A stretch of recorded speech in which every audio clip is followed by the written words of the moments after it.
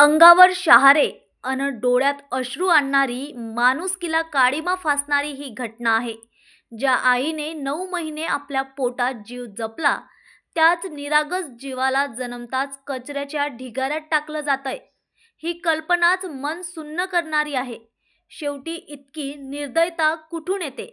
कोणती परिस्थिती अशा टोकाच्या निर्णयाला भाग पाडते? जिथे माणूस उभं राहायलाही कचरतो, त्या ठिकाणी नवजात बाळाला फेकलं जातंय.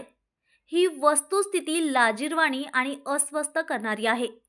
काही दिवसांपूर्वी नागपूरच्या हिलटॉप लेआउटमधील गोदावरी अपार्टमेंट समोर कचऱ्याच्या ढिगाऱ्यात नवजात बालिकेचा मृतदेह आढळला होता.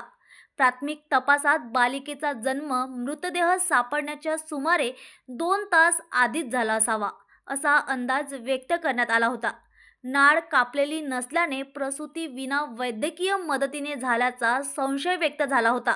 या घटनेमुळे परिसरात तीव्र संताप उसळला होता. आणि ही घटना ताजी असतानाच पुन्हा मोहननगर खलाशी लाईन परिसरात नवजात बालकाचा मृतदेह कचऱ्यात आढळला. वस्तीतील एका महिलेला कचरा टाकताना संशयास्पद दृश्य दिसले.